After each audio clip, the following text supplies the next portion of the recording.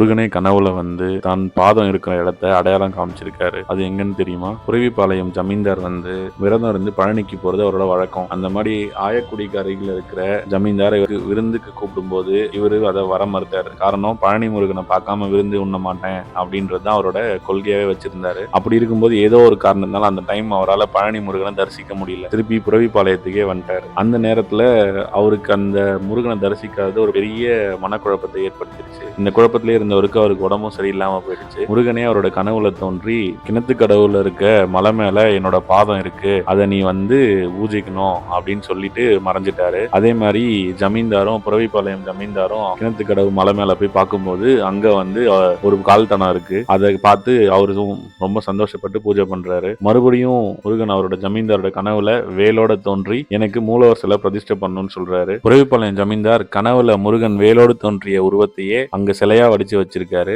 அதனால அவரை வேலாயுத சாமி அப்படின்னு கூப்பிடுறாங்க.